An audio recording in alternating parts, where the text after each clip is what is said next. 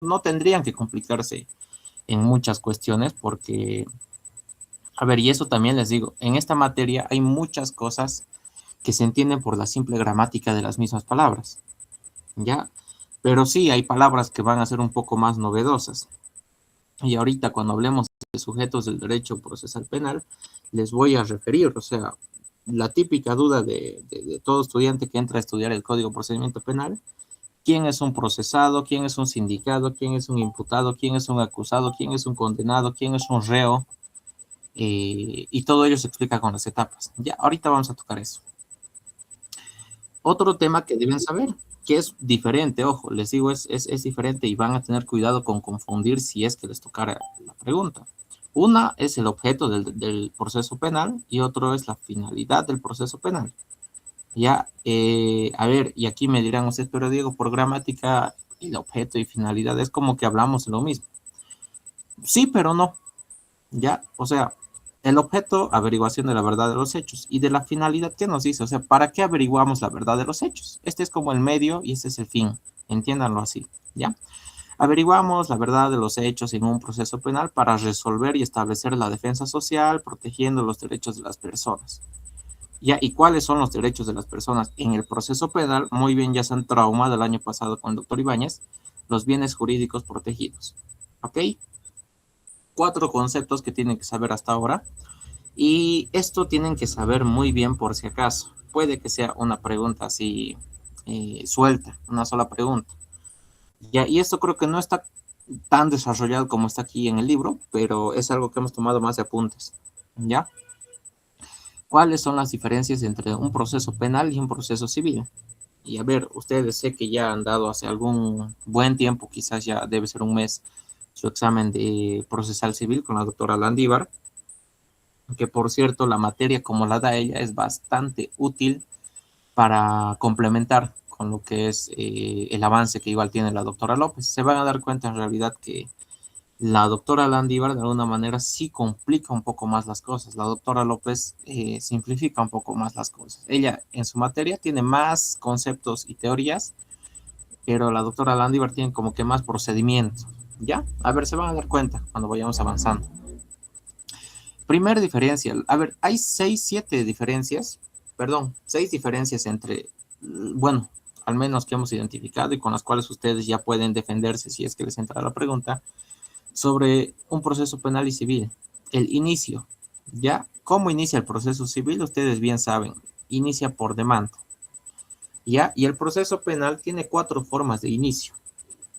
Y esto es otro punto donde igual probablemente la doctora les haya empezado a hablar y se haya saltado a un tema posterior, porque hay un tema específico que nos habla inicio del proceso penal.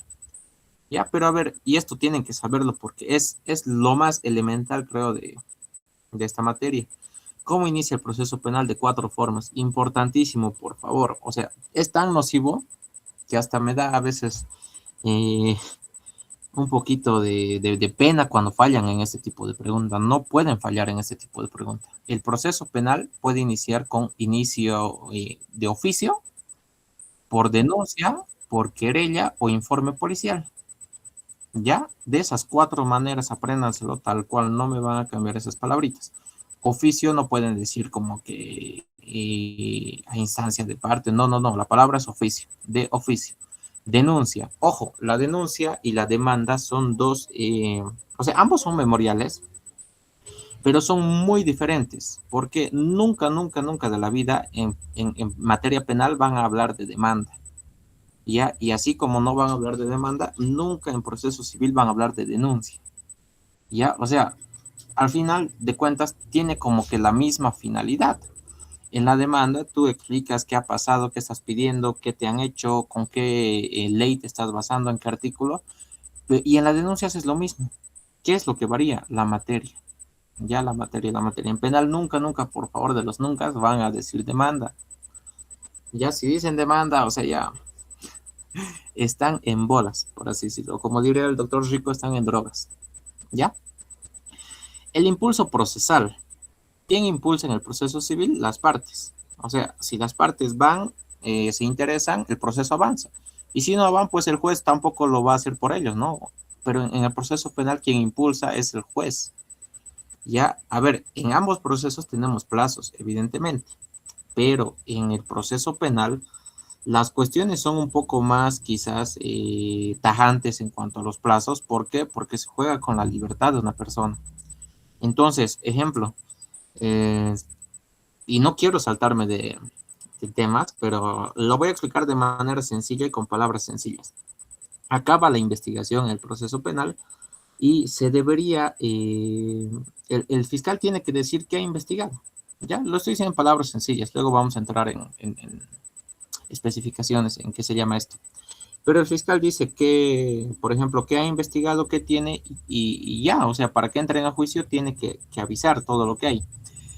Y si no lo hace, ¿quién va a impulsar? O sea, no es como que el juez va a decir, ah, bien, no lo ha hecho el fiscal, tampoco dicen nada a los otros, entonces lo dejaríamos ahí. No, el juez de oficio tiene que agarrar y decir, a ver, señor fiscal, usted no se ha pronunciado, por favor, tiene 5 días. Eso se llama conminatorio. Le conmina, le ordena. Conminar es ordenar a que se exprese.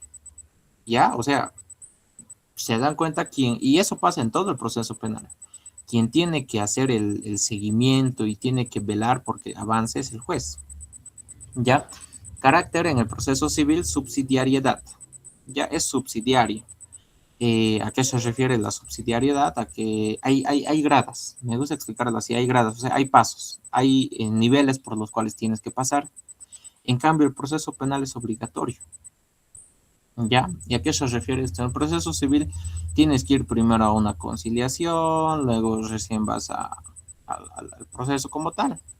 ¿Ya? Ustedes ya conocen. Proceso civil ordinario, ejecutivo, extraordinario, estructura monitoria. En algunos es optativo, en otros es obligatorio, pero en ninguno es como que no puedes conciliar.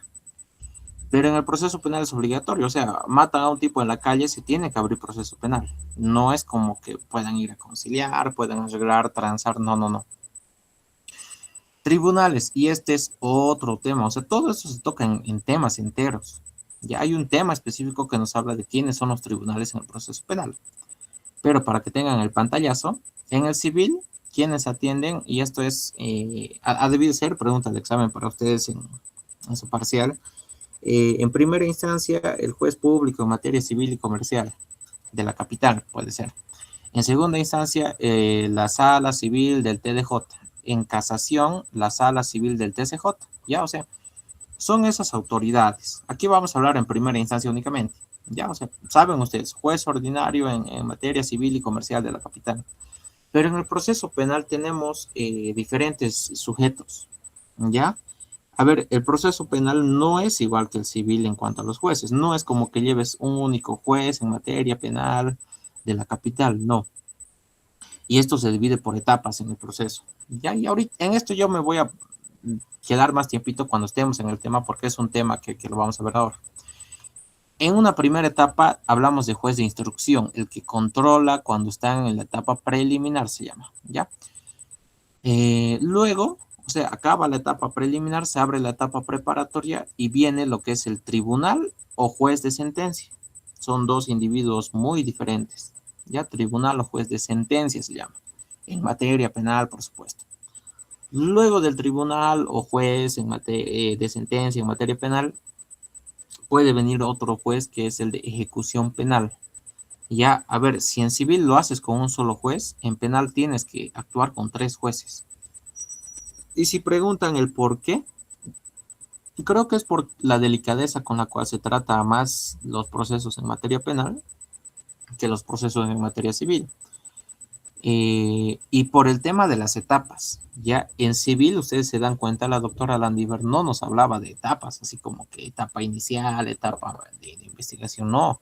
En realidad ni siquiera hay una investigación, hay lo que son las diligencias previas en materia civil, con lo cual es como un previo proceso, pero ya, o sea, no es como que tenemos etapas. En el penal sí tenemos etapas que son muy rigurosas. Por eso tenemos una variación en cuanto a los jueces.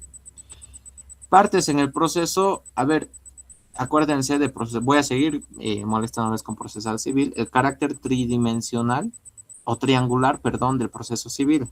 tenemos un triangulito, arriba está nuestro señor juez, abajo demandado, demandante. ¿No ve? Esos son los que actúan en el proceso civil. Pero en el proceso penal, y esto también es para picotear otro tema, que son las acciones, varía, ¿ya? En acción pública y acción privada. Ya, y a ver, aquí les digo así facilito. Tienen que saber que en acción pública no solo intervienen las partes, que sería, en este caso ya no hablamos de demandante y demandado, podríamos hablar de denunciado, pero lo más común, lo más adecuado quizás sea hablar de víctima y victimario. Y si no quieren llamarlo victimario, porque sí es una palabra un poco peculiar, hablen de procesado. Ya, y aquí alguien quizás bueno, yo ya me adelanto con que alguien no me pregunte, y ya respondo anteladamente. Alguien me diría, Diego, ¿y por qué no dices víctima e imputado, o víctima y acusado, o víctima y condenado, o víctima y el culpable? Miren, la denominación en cada una de las etapas de la persona a la cual se la está procesando va a cambiar. Y es restrictivo. Ya si yo digo imputado, estoy hablando únicamente de una persona que está en una etapa preparatoria. Si hablo de acusado, estoy hablando de un procesado que está en una etapa de juicio. Ya, a ver, y sí, sé que esto puede ser un poco confuso, pero vamos a salir de dudas cuando estemos en ello. ¿A qué me voy? Sugerencia. Cuando hablen del sujeto al cual se lo está procesando, en materia penal, refiéranse a el procesado. Ya engloba a todos esos tipos que son el imputado, el acusado, etcétera, etcétera. Ya procesado. O sindicado también. El código lo llama sindicado, pero por una derivación gramatical, como está sufriendo un proceso en su contra, es adecuado si lo pueden llamar procesado. Ok. Entonces, ¿qué les decía? En acción pública interviene el procesado, la víctima, el juez, por supuesto, pero también interviene obligatoriamente el fiscal. Que, ojo, y aquí aclaro algo también que muchas veces puede ser confuso para quienes están quizás un poco más perdidos en la materia. El Ministerio Público es una institución y quienes actúan a nombre del Ministerio Público, los fiscales, no son sujetos aparte. El fiscal es el representante del Ministerio Público en realidad. Ya van a tener cuidado con poner en un proceso penal actúa el Ministerio Público, coma también actúa el fiscal. No, o sea, están diciendo lo mismo. ¿Ya? Da igual, digan el Ministerio Público o digan el fiscal, da igual, pero es el mismo sujeto. ¿Ya? Y finalmente, el fin de proceso por conciliación. En civil se puede conciliar, lo que les decía. Si no es obligatorio, es optativo, pero siempre se puede. En cambio, en el penal, no hay muchas veces conciliación, sobre todo en delitos que son muy delicados, como ser contra la libertad sexual, por ejemplo. No puedes conciliar delitos que comprometan la vida. Tienes un muerto, no puedes decir como que te voy a pagar o te voy a dar otra persona para que... No, o sea, no se puede. Sí se puede en algunos delitos muy específicos que son los de acción privada. ¿Ya? Y ahí quizás ustedes entren en la duda y aquí ya aprovecho en decirles cuáles son los delitos de acción privada. El artículo 20 del Código de Procedimiento Penal nos habla de unos 25 o quizás 30 delitos específicos. Ya, y a ver, bueno, para que no se tomen la molestia, no tienen que saber exactamente cuáles son todos los delitos de acción privada. Ya, es más, la doctora algún momento nos decía, llegado el momento, ustedes van a agarrar y van a ver el código. O sea, en el ejercicio todos incluso están agarrando, fiscales, abogados, penalistas, etcétera, agarran, ven el código. Muchos ya se dan cuenta, evidentemente, por la experiencia. Pero no es como que una pregunta de examen vaya a ser, indique cuáles son los delitos de acción privada establecidos por el código. No, no se tomen ese trabajo, no se compliquen con ello. ¿Ya? Hasta aquí entonces tenemos 5 posibles preguntas. ¿Qué es el proceso? ¿Qué es el derecho procesal penal? ¿Cuál es el objeto del proceso penal? ¿Cuál es la finalidad? Cuarta y quinta, siento que la doctora lo pondría como que refiérase a 3 diferencias entre proceso penal y civil. Ya, por si acaso sepan 5 de las 6. ¿Ya? Os recomiendo. Ahora bien, sobre la historia, es más puntual. Les voy a decir ¿cómo lo podría preguntar inclusive esto la doctora? Eh, Ella lo pondría con su típica palabra, refiérase. Refiérase a la época del talión, refiérase a la Edad Media en el proceso penal, refiérase a la Revolución Francesa y su importancia en el proceso penal, por ejemplo. ¿Qué tienen que saber? O sea, y dense cuenta, el tipo de respuestas que la doctora quiere van a ser en una línea, quizás dos líneas. Si le ponen dos líneas porque saben un poco más, sin necesidad de que le metan labia porque sienten que mientras más pongan, más nota, no. Eh, Va a estar bien, ¿ya? A ver, época del talión, lo típico, ustedes ya saben, y si les da esta pregunta sería muy regalado. También se llamaba el derecho, el proceso penal personal, ¿ya? Que es la típica, ojo por ojo y diente por diente. O sea, si alguien mata a tu hijo, pues tienes el derecho de matar a su hijo. Era así, ya eso es en un principio. El proceso penal se llevaba así, o sea, ni siquiera había proceso penal. Te hacían algo, pues le hacías lo mismo y listo. Eso era justicia antes. La Edad Media, ¿cómo cambia las cosas un poquito? Ya, a ver, tenemos que saber que se establecen reglas. O sea, dicen, no puede ser que quien se haga lo que quiera. Establecen reglas en cómo se va a llevar un proceso penal con reglas. Pero estas reglas han sido hechas. ¿Alguien quiere intervenir? No sé quién. Ameli. Ah, bueno. Les decía, no sé en este sentido si las reglas que les digo han sido creadas por un juez, pero sepan que en la Edad Media el juez era dueño absoluto del proceso. ¿Y a qué me refiero? No había un ministerio público que investigue, el juez era el que acusaba, el juez era el que básicamente lo podía mandar a investigar, el juez hacía todo. Y aquí tomo unas palabras del doctor Castillo cuando explica este temita, que dice, bueno, se cuestiona, ¿qué juez o qué persona, inclusive ni siquiera qué juez, que agarre, abra proceso contra una persona, le investigue, le acuse y pida una condena, qué persona va a fallar en contra de sí mismo? O sea, llegado el momento de juicio, ¿qué persona va a decir, no, me he equivocado aparentemente? O sea, nadie, es ridículo, y así era ridículo y era injusto el proceso en la Edad Media, ¿ya? Y ya posteriormente, en cuanto a la historia, lo que tenemos es que se han reconocido con la Revolución Francesa derechos, ya y esos derechos están en relación a todo lo que ha sido la Declaración de Derechos del Hombre y el Ciudadano. Y básicamente esa es la idea que tiene la Revolución Francesa. Ha incluido derechos, los cuales han sido aplicados posteriormente en el proceso penal. ¿Ok? Entonces, ya les he dicho, ideas en cuanto a estas partecitas. Y en Bolivia, lo que la doctora nos habla, y esto quizás ya sea un poquito menos relevante, pero aún así, por lo menos tengan la idea, nos habla la doctora de la primer corte de justicia, que es la fecha. O sea, si quieren saberlo, aprendan la fecha. Creación de la primer corte de justicia, 27 de abril de 1825.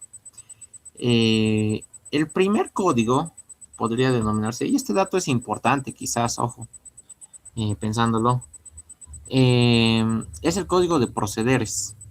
¿Ya? En qué etapa ha sido? Ha sido en la presidencia del mariscal Andrés de Santa Cruz. ¿Ya? Este código, digamos que regulaba un poquito el proceso penal, pero copiándonos un sistema inquisitivo bastante obsoleto. Y ahorita les explico qué es el sistema inquisitivo, por cierto. Es algo similar a lo que pasaba en la Edad Media, para adelantarles. ¿Ya? Luego se ha promulgado un código de procedimiento criminal. No los vemos, no los estudiamos porque son abrogados, son como que el código penal 1, código penal 2, código penal 3, ya, o sea, han pasado ya, ya no se los emplea. Luego estaba el Código de Procedimiento Penal de Banzer, en el gobierno de Hugo Banzer Suárez del 72. Y este ya es quizás un poquito más importante, y este dato igual les pido lo sepan. Había en este código dos etapas en el proceso penal. No es como ahora. Y a ver, un poquito nomás me voy a adelantar, solo no apunten esto, sino solo escúchenme porque lo vamos a ver adelante en un tema. Hoy en día se maneja lo que es una etapa, o sea, inicia el proceso, tenemos una etapa preliminar, luego tenemos una etapa preparatoria, luego tenemos una etapa de juicio, luego podemos tener una etapa de recursos, si es que hubiera recursos, y luego tendríamos una etapa finalmente de ejecución. Ya les estoy hablando de 5 etapas actualmente. Pero antes se tenían 2 etapas, así de breve. Una etapa de instrucción, y sepan por favor esto, porque igual se me hace haberlo visto en algún examen que la doctora lo haya preguntado. Refiérase a la etapa de instrucción del Código de Procedimiento Penal de Banzer, por ejemplo, algo así. ¿Qué pasaba en la etapa de instrucción? Era el inicio del proceso. Quien lo abría era el juez. Ya es muy idéntico a lo que les decía de la Edad Media. El juez abría el proceso, el juez investigaba, el juez resolvía. Con resolver me refiero a que dice, o sea, acabando la investigación dice, le quiero meter juicio, o dice, ya, lo voy a dejar ahí porque no hay pruebas, ¿ya? Y básicamente resolvía, ¿ya? Hasta ahí, o sea, decía como que quiero abrir juicio o no quiero abrir juicio, hasta ahí era la etapa de instrucción. Todo lo hacía el señor juez. ¿Y qué deben saber aquí? Y quizás esto igual sea, la pregunta puede ir orientada en ese sentido. ¿Qué rol tenía el Ministerio Público en la etapa de instrucción, por ejemplo? Y obviamente la doctora les va a decir en el Código de Procedimiento Penal de Banzer. Miren, el fiscal o el Ministerio Público no tenía importancia. Sí había un Ministerio Público, pero los fiscales lo único que hacían era emitir opiniones. Ya que se llamaba ese documento, se llamaba requerimiento fiscal. Y a ver, quizás alguno de ustedes me diga, Diego, yo hago mi pasantía en la fiscalía y los requerimientos fiscales son para requerir información, para pedir algo. Sí, evidentemente hoy en día son eso. Pero antiguamente, con el código anterior, un requerimiento fiscal era como que una cartita que el fiscal le mandaba al juez en la cual decía, señor juez, me parece bien lo que ha investigado. O caso contrario, señor juez, no está bien lo que está investigando, usted está siendo muy subjetivo, etcétera, etcétera. ¿Qué importancia tenía esta opinión que daba el fiscal? Absolutamente ninguna. No tenía nada de importancia. O sea, si el fiscal decía, señor juez, usted está siendo muy injusto con el proceso, el juez podía inclusive ni siquiera leer el requerimiento fiscal y él hacía lo que quería. ¿Ya? Esa es la intervención que tenía el Ministerio Público. En otras palabras, no es como decir no intervenía en nada. Intervenía opinando, pero no tenía relevancia, a fin de cuentas. Y la segunda etapa, que es del plenario, es básicamente lo mismo. El juez seguía llevando el proceso. Aquí el fiscal no era quien acusaba, había dicho, el fiscal estaba ahí para opinar directamente, para, entre comillas, fiscalizar, pero ni siquiera fiscalizaba con derecho a palabra, digamos, no se le tomaba en cuenta. ¿Ya?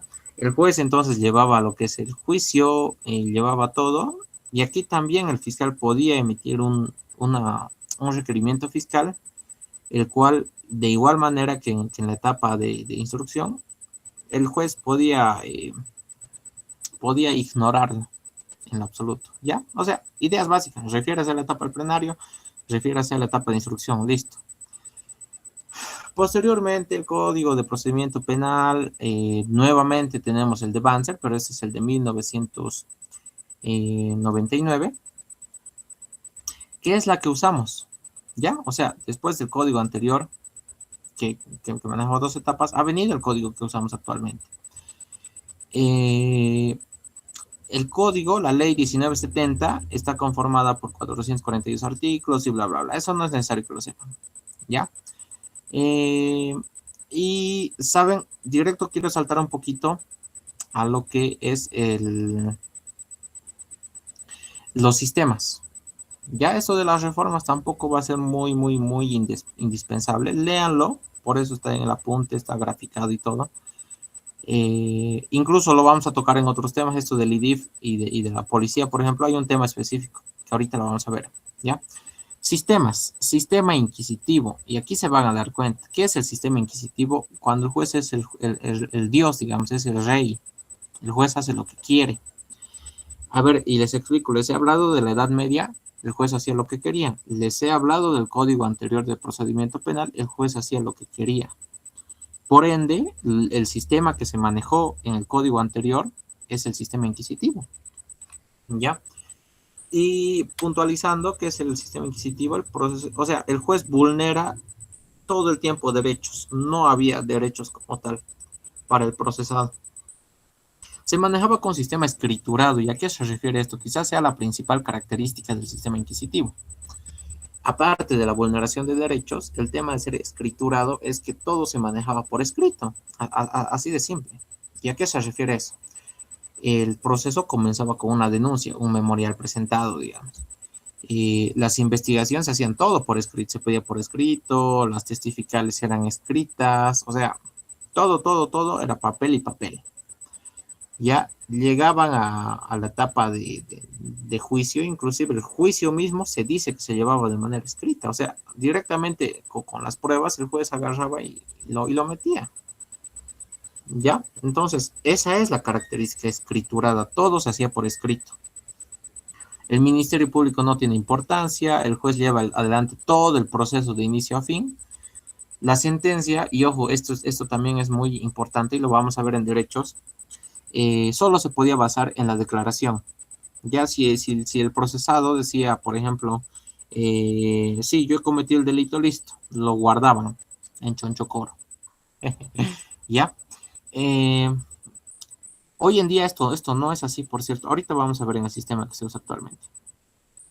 Durante la investigación se podía incomunicar al delincuente. Lo metían en una celda y no dejaban cable con absolutamente nadie. Si se acuerdan un poquito es lo que ha pasado con Marcelo Quiroga Santa Cruz. Lo han procesado políticamente, lo han hecho desaparecer y quién sabe. Lo más seguro es que lo hayan matado o lo hayan llevado a otro país, pero para matarlo. Y era así, todo el tiempo era así. Antes, o sea, sí, medio injusto. Imagínate, tú no eres el verdadero culpable y te están investigando de nada, te están haciendo daño de nada. Sí o sí había detención preventiva, o sea, sí o sí te agarraban y te guardaban. Y, eh, y ya, esto de nuestro Código Penal ahorita les explico. En cambio, el sistema que se usa actualmente en nuestro procedimiento penal maneja este sistema acusatorio, ¿ya? Aquí entra la característica más importante que ustedes deben saber del juicio. ¿Cuál es la principal característica del juicio? Y eso, ojo, igual, muy elemental y posible pregunta. El juicio en materia penal hoy en día es oral, público y contradictorio. Oral porque entran y hablan, o sea, todo es hablado. No es como que vas a comunicarte con papeleos. Público porque la regla es que los procesos sean abiertos, la gente pueda ver, pueda fiscalizar que todo se esté haciendo bien. Y contradictorio, porque ¿qué es la contradicción? Es que una persona diga A y la otra persona diga B. ¿Cómo se asemeja esto en el proceso? El imputado, o perdón, el procesado dice A. A significa yo no he sido el culpable, yo ni siquiera conozco a la persona que ha muerto, etcétera, etcétera. Y B, la otra persona dice, perdón, la víctima dice B. ¿Y B qué es? B es, por ejemplo, sí, él ha sido, o sea, cada quien maneja una teoría, ya si es que me entienden, cada quien maneja una teoría y la esencia del proceso penal es esa contienda, ya, entonces tiene que haber contienda, no puede ser voluntario, es oral, público y contradictorio por ello. Y finalmente, a ver el sistema mixto, y con esto ya acabamos este tema, es que combina ambos elementos, ¿ya? O sea, un poquito del inquisitivo y un poquito del acusatorio. Es quizás el sistema que manejamos. Nuestro código, en esencia, tiene esta, ¿cómo les digo? Esta esencia de ser un sistema acusatorio, pero si lo analizamos desde la realidad y lo que nos dice la doctora, nos manejaríamos más en un sistema mixto. ¿Ya? Por ejemplo, en momentos tenemos un sistema escriturado. La primer parte del proceso, desde el inicio hasta la acusación, todo es escriturado. ¿Cuál es la parte oral, pública y contradictorio? El juicio, que es una tercera etapa en el proceso. Ya por eso se dice que es mixto, es un poquito de ambos. ¿Ya? Entonces, eso es en cuanto al tema 1. Ya, nuevamente, recapitulemos ideas que tienen que saber. Tienen que saber qué es el proceso, qué es el derecho procesal penal, cuál es el objeto, cuál es la finalidad, cuáles son, ejemplo, mencione tres diferencias entre proceso penal y civil, refiérase a la época del talión, refiérase a la Edad Media, refiérase a la Revolución Francesa, y quizás se me ocurre, refiérase a la etapa de instrucción en el Código de Procedimiento Penal abrogado, refiérase a la etapa del plenario y, eh, y esto sí ha entrado, ojo, es muy importante. Refiérase al sistema inquisitivo, refiérase al sistema acusatorio, refiérase al sistema mixto y listo. Eso es el tema 1. Creo que le hemos hecho 10, 12 preguntas. Ya, pero si quieren armar banco, ármenlo, algo así. Nos hemos tomado buen rato. Voy a intentar apurarme un poquito para que no se nos haga muy tarde. Tema 2, caracteres, fuentes y relaciones del derecho procesal penal. Sobre el carácter, tienen que saber que es instrumental. Ya es como un instrumento. O sea, ¿a qué se refiere? Y esto es gramatical. Tienen que entender la palabra. El proceso penal, el derecho procesal penal, es un instrumento para aplicar el derecho penal. Así de fácil. Es una herramienta, un instrumento, un medio para aplicar el derecho penal sustantivo. Ya, el código de procedimiento penal es la ley adjetiva. El código penal es la ley sustantiva. Entonces, carácter instrumental se llama instrumental porque es un instrumento, es una herramienta, es un medio para que lo hagamos. ¿Ya?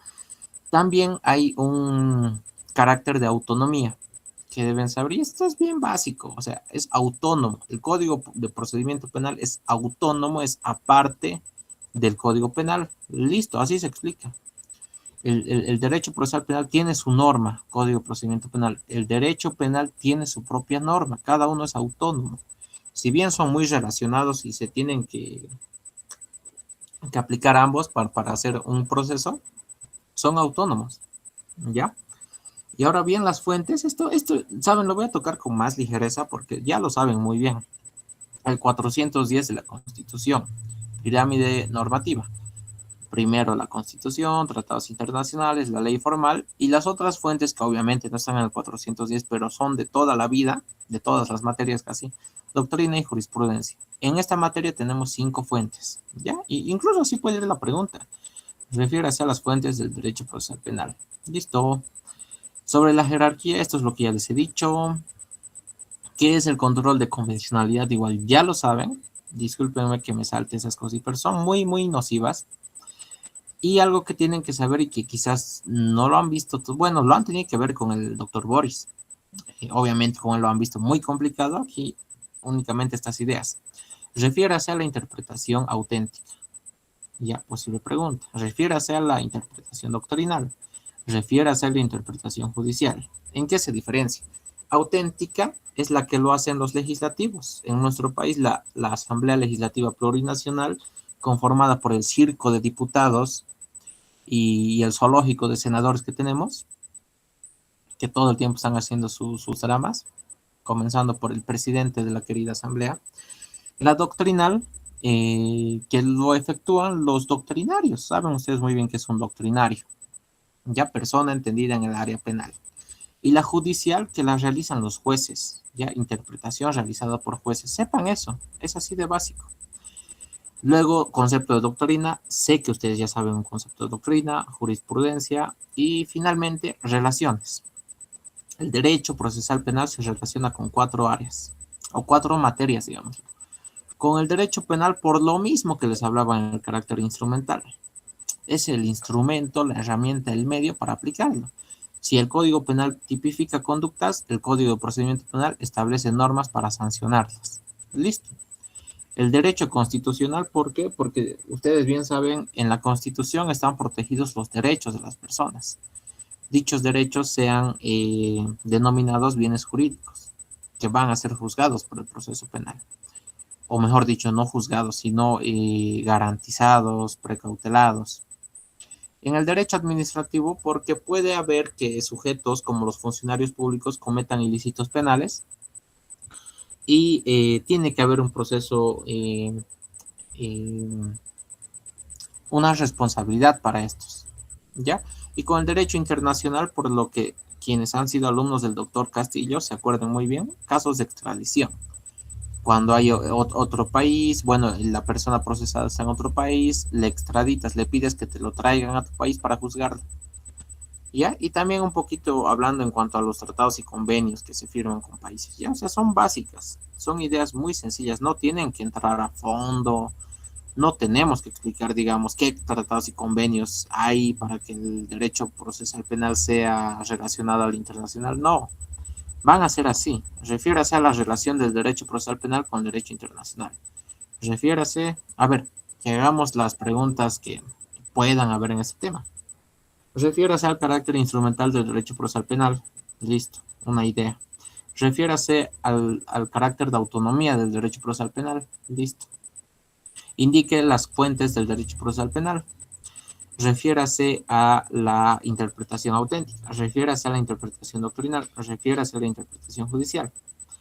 Refiérase a la relación del derecho procesal penal con el derecho penal. Refiérase, o sea, ¿me entienden? Constitucional, administrativo, internacional. Ya es así. O sea, parece más fácil de lo que es. Sí, no les digo, con esto está pichanga. No, no creo que esté tan suave, porque sí tiene, es mucho contenido.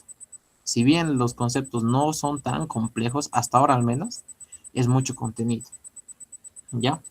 Sujetos del proceso penal. Hay que hablar de tres sujetos, bueno, de dos sujetos principales. La víctima y el procesado, que procesado aquí se lo está denominando imputado. Hay dos cositas que hay que saber de la víctima, o dos conceptos que nos da el libro. ¿Ya? Por un lado nos dice que está la definición de la ONU, que nos dice que es la persona individual o colectiva que ha sufrido daños o vulneración de sus derechos, ya sea por acciones u omisiones. A ver, y este concepto todavía tendría que estar siendo básico y sencillo para ustedes, entendible. Una persona individual o colectiva ya lo conocen muy bien, no les voy a explicar eso, no voy a tener detenimiento, al menos por el tiempo que tenemos, ya me disculpo, y si es que no me entienden, por favor córtenme y les aclaro. Ha sufrido daños o vulneración de sus derechos, estamos hablando de los bienes jurídicos, acciones u omisiones, estoy dando por entendido que ustedes saben muy bien que es una acción o omisión, ya porque son palabras que ya las hemos visto en los, bueno, que ya las han visto ustedes en los 3 años o quizás en los 2 años anteriores, desde segundo, derecho penal 1, derecho penal 2, y tendrían que estar familiarizados con qué es una acción o una omisión. ¿Ya? Entonces, y posible, y esto sí lo he visto como pregunta en algún examen por ahí. Eh, ¿Quién es la víctima? ¿O qué es la, o cómo se define a la víctima, por ejemplo? Refiere a la víctima, algo así.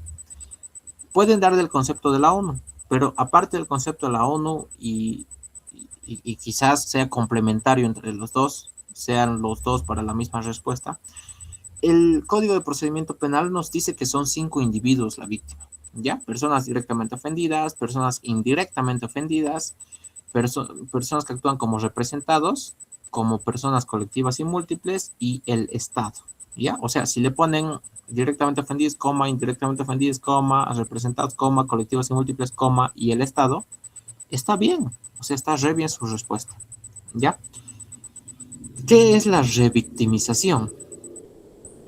A ver, y esto siempre lo digo así, revictimizar, si le dices revictimizar a un ciudadano común y corriente, que te encuentres por la calle, que no tenga el gusto de haber estudiado derecho, va a pensar con revictimizar que le vuelves a victimar. O sea que, ejemplo, si le han robado, que le vuelves a robar. Es la noción más quizás inmediata que nos viene. Así en bruto pensamos en eso. Inclusive quizás nosotros, antes de que sepamos cuál es su verdadera significación. Pero ¿a qué se refiere prohibir la revictimización? Que, por ejemplo, una persona que, y esto siempre lo toco con el caso de violencia, una mujer que ha sido violada, no puede estar contando constantemente.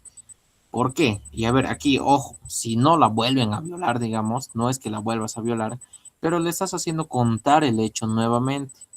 Y con ese cuento que ella te va a dar, está pensando en ello, está volviendo a enojarse, a volverse ansiosa, a llorar quizás, y por ende la estás dañando más, psicológicamente, mentalmente, o sea, le estás haciendo daño.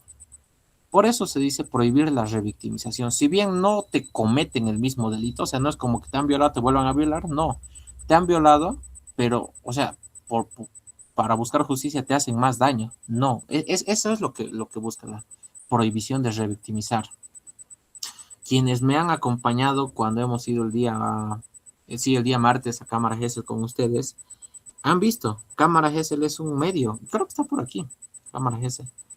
Mecanismos, sí, debe estar por aquí Cámara Gesell, ahorita vamos a ver. Esta es pues, ya, ahorita lo hablamos.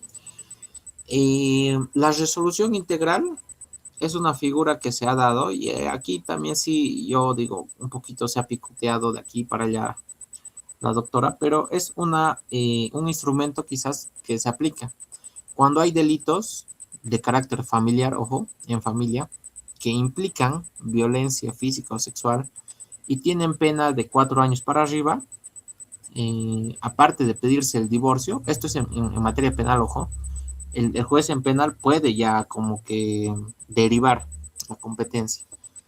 Puede disolver incluso el matrimonio, o sea, si viene una señora que ha sido violada físicamente por su esposo, ya directamente pueden vincular el divorcio, la asistencia familiar, guardia, división y partición de bienes, etcétera. Ya es eso, o sea, como que de oficio te lo actúan.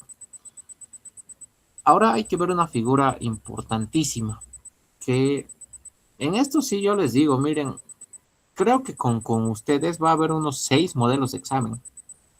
Ojo, y sí, pequeño spoiler, va a haber diferentes modelos de examen. No se tomen la molestia de agarrar y sacarle fotos. Y no es por malo ni nada, pero no van a repetir sus exámenes de grupo a grupo. Quizás se tomen 3 o 4 grupos a su curso porque son demasiados, pero no se van a repetir las preguntas. Ni se van a repetir concursos que ya han dado anteriormente, o sea, tengan ese cuidado. No pierdan el tiempo, quizás por así decirlo, en buscarlo. Y eso les digo con mucha experiencia. Ya no va a pasar eso. La doctora siempre es como que tiene ese cuidado. ¿Ya? Y mucho más con ustedes porque solo tiene 3 cursos en procesal penal, entonces tiene mucho que preguntar. Créanme que no va a ser necesario. Estudien nomás completo. ¿Qué es una querella? A ver, una querella en comparación a una denuncia, que pueden ser 2 palabras muy... bueno, denuncia no tendría que ser una palabra novedosa, pero la palabra querella sí es un poco novedosa. Les voy a decir así de simple. Ambos son un memorial, ambos atribuyen una conducta a un sujeto, ambas tienen la misma finalidad. ¿Cuál es la diferencia entre querella y denuncia? El sujeto que interpone. ¿Ya a qué me refiero? Ejemplo, y ojo con este ejemplo, ténganlo muy en cuenta porque aquí es donde la doctora un poquito nos puede dar interpretación. Y a ver, previo, la querella la interpone los 5 sujetos que hemos visto anteriormente. ¿Quiénes son esos? La víctima. La víctima que puede ser 5 individuos. Puede ser el directamente ofendido, puede ser el indirectamente ofendido, el representado, la colectiva múltiple y el Estado. Y aquí hubiera sido bonito hacer una dinámica con ustedes, pero como estamos en virtual no se puede. Pero espero me entiendan, por favor, porque es importantísimo. Ejemplo, una persona está en un edificio de 5 pisos,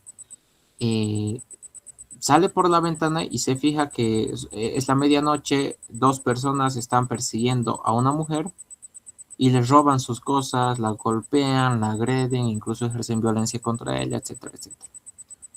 ¿Ya? Aquí la pregunta sería, ¿es lo que puede interponer la persona que ha visto de la ventana? ¿Una querella o una denuncia? Hay alguien que está tocando la puerta. Ya, y a ver, la respuesta es una denuncia. ¿Por qué? Porque el tipo que ha visto de la ventana, si bien ha presenciado todo, no es el sujeto que ha sido ni directamente ofendida, ni indirectamente ofendida, ni tampoco ha sido un representado, ni tampoco una persona colectiva múltiple, ni ha sido el Estado. Ya, entonces es una persona ajena que no es la víctima. En cambio, demos un giro a la pregunta. ¿Qué acción, sea querella o denuncia, puede interponer la mujer que ha sido violentada? Querella. ¿Por qué? Porque es la víctima. ¿Ya? Por favor, esto tómenlo muy en cuenta. Si no están entendidos de querella y denuncia, pregúntenme ahora, porque tengo mucha probabilidad de que en uno de sus exámenes, de los 6 o más modelos que haya, va a ver esto. Y puede haber en un caso, así como el que les he puesto, que cuente un delito y así. Es más, el año pasado ha entrado en mi primer parcial y ha entrado en mi final, en casos. No va a entrar así como que refiere a que es una querella, refiere a que es una denuncia. Si no, les va a dar el caso y va a ser como que quién puede, tal persona ha hecho tal contra tal cosa, qué acción puede interponer tal persona, digamos. ¿Ya? Entonces es así. Sobre los querellantes. ¿Quién es querellante? La persona que interpone una querella. ¿Quién es denunciante? La persona que interpone una denuncia. O sea, cositas gramaticales. Ya no se complique. Querellantes, existen tres tipos de querellantes. Ya, querellante conjunto adhesivo, se llama así, ojo, también tómenlo en cuenta, refiérase al querellante conjunto adhesivo. Es la persona que está yendo de la mano. Ya, aquí me voy a referir en los delitos de acción pública. Nuevamente, que ya les he dicho, interviene no solo las partes, víctima y procesado y el juez, sino también interviene el Ministerio Público. Ya, la víctima, que en este caso va a ser el que está querellando, ojo, eso por favor espero esté quedando muy claro, va a poder ser de estos tres tipos. Si es un querellante conjunto adhesivo, es que está yendo de la mano con el Ministerio Público. ¿Y a qué se refiere esto? Que no puede apartarse de la posición del Ministerio Público. Ya, y a ver,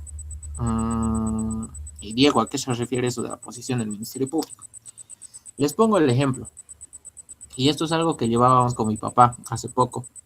Ha habido un ilícito, un hecho ilícito que, que ha sufrido un familiar mío, en el cual ha sido agredido por un indigente que ha sacado una navaja de su pantalón, le ha atacado, etcétera, etcétera.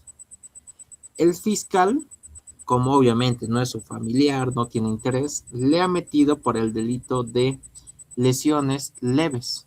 Porque, ojo, a ver, y eso sí, también hay que ser conscientes. No le ha llegado a realizar cortes profundos, sino sí le ha cortado varios órganos de su, ni siquiera órganos, extremidades de su cuerpo, pero los días de impedimento creo que han sido 2, 3 días, o sea, ha sido insignificante porque se ha defendido a la persona. Pero, a ver, ¿cuál era la intención de fondo? Y es más, el sujeto que ha agredido lo ha dicho expresamente, te voy a matar. Desde nuestro punto de vista, siendo querellantes nosotros, le hemos metido tentativa de homicidio. Ya, a ver, y ahí ustedes me dirán, ¿y se puede hacer eso? Sí, por supuesto que se puede hacer eso. Puede ser que el Ministerio Público en el mismo hecho esté viendo un ilícito, pero nosotros como interesados estamos viendo otro ilícito. Ya, en el caso que nosotros en el ejemplito hubiéramos dicho sí, es lesiones leves, estaríamos siendo querellantes conjuntos adhesivos, estaríamos yendo de la mano, en la misma sintonía, como dicen. Pero si nosotros, y es lo que ha pasado, no estamos yendo de la mano, estamos dándole la espalda, estamos manejando otra teoría, sería un querellante conjunto autónomo.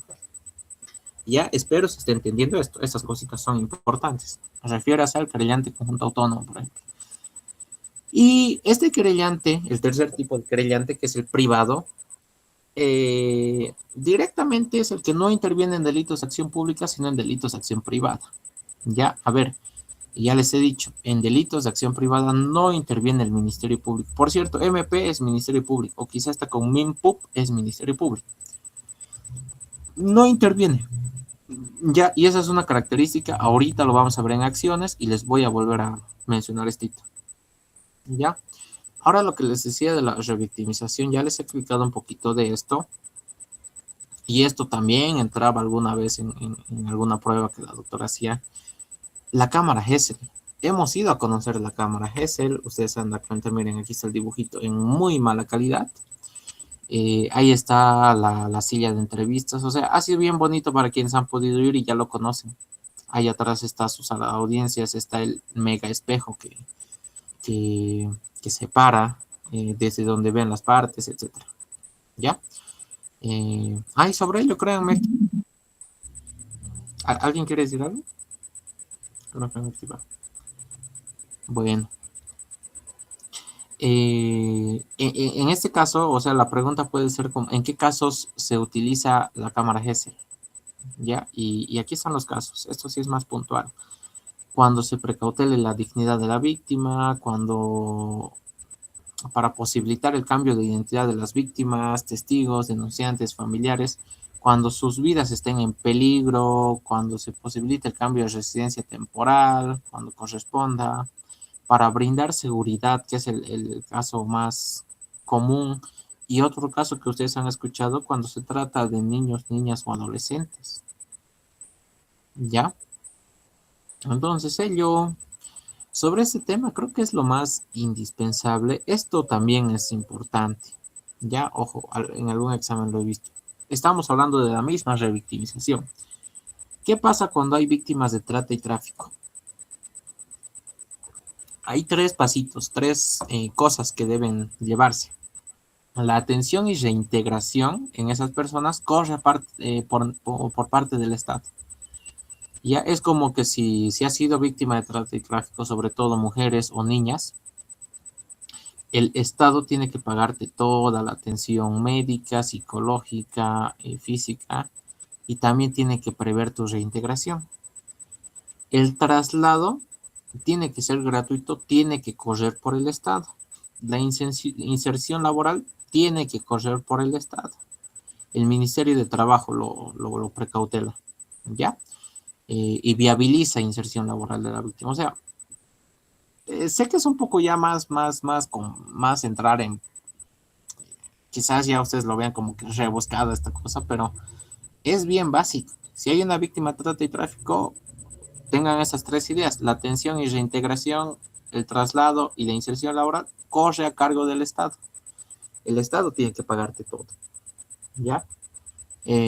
Sobre los derechos de la víctima y esas cosas ya son cuestiones esas sí son ya menos relevantes quizás. El imputado. ¿Quién es imputado? Persona física mayor de 18 años y es imputado porque supuestamente hubiese participado en la comisión del hecho delictivo. Todavía no les voy a explicar bien lo que es un imputado, un acusado, etcétera. Lo voy a hacer en un tema siguiente, ya, pero momentáneamente vamos a referirnos a imputados. Si la pregunta les entra en su examen, va a ser como que refieras al imputado. Con el concepto que tienen acá es más que suficiente. Ya, ahora hay una pequeña clasificación en cuanto al imputado, les cuento. Esta clasificación varía por la edad. Si tiene 18 años, es un imputado común, corriente y salvaje. Lo de salvaje omítanlo, pero es común y corriente. ¿Ya? Si es un imputado que está entre 14 a 18 años, no se lo llama imputado. Ya tenga muy en cuenta, y esto es un dato muy elemental que ya lo sabemos desde Penal 2, pero no lo hemos aprendido así con esta denominación. La persona que comete un hecho ilícito y tiene, por ejemplo, 16 años, es un menor infractor. ¿Ya? Y ojo, también hay una peculiaridad. Al menor infractor no se lo juzga en el mismo juzgado que un imputado. Se lo lleva al juzgado de niñez y adolescencia. Ya, dos datos elementalísimos e indispensables que por favor les pido sepan. ¿Y qué pasa con un menor de 14 años? Es inimputable, que no se puede imputar, no se lo puede juzgar. Ya quien va a asumir la responsabilidad son sus papás, directamente. Y finalmente tenemos esta figura que puede ser si es enfermo mental. Un enfermo mental debe ser, debe demostrar su calidad de enfermo mental mediante informes y quizás certificaciones, etcétera. Todo tiene que ser legal. ¿Ya? Y listo, ya para acabar este tema. Ay, no, falta todavía. A ver, siguiendo con este tema. La defensa del imputado puede ser de dos formas. ¿Ya? Y eso también es importante. Es bien nocivo, pero es importante. Ya, por favor, apréndanlo. La defensa técnica del imputado es la defensa que ejerce el abogado, asumida por un profesional desde el primer momento, bla, bla, bla. O sea, la defensa ejercida por el abogado. Y la defensa material, la defensa que ejerce directamente el imputado. Ya, el imputado tiene derecho a defenderse por sí mismo. Y ustedes aquí me dirán, pero Diego, se supone que uno se contrata a un abogado para que él haga todo. Muchas veces les cuento que no. Hay momentos en el proceso penal en el cual un imputado, un procesado, tiene que dar la cara por él mismo. ¿Ya? Y esto creo que no lo vamos a ver entre los 9 temas de los cuales les voy a hablar hoy, pero hay un momento en la audiencia de juicio oral en la cual el imputado tiene que declarar. Bueno, lo llaman a declarar, puede hacerlo o no puede hacerlo. Ahí es donde él asume su defensa material. Cuando le están entrevistando, le están tomando su declaración en la fiscalía, en la investigación, puede hacerlo o no puede hacerlo. Ahí está ejerciendo su defensa material. En cambio, la defensa técnica es pues la intervención que tiene el abogado. ¿Ya? Y ya para acabar, sí, esto, en cuanto a las personas jurídicas, ¿qué es lo que tienen que saber? Igual se puede imputar, se puede procesar a una persona jurídica. Ya, ejemplo, a una empresa, que la empresa, por ejemplo, ha cometido un hecho ilícito contra él. Eh, Hay un par de reglas, si así quieren llamarla, pero las empresas, por ejemplo, pueden ser responsables por la comisión de delitos cuando, y esto es bien puntual, quizás esto ya es menos relevante, eso sí les digo, los hechos se cometen en beneficio de su interés, se dediquen a cometer hechos ilícitos de corrupción, ojo que con corrupción es lo más usual, creo, es lógico, si estamos hablando de una empresa, corrupción es lo más típico, y son utilizados como instrumento para cometer delitos de corrupción, o sea, todo es corrupción en cuanto a personas jurídicas.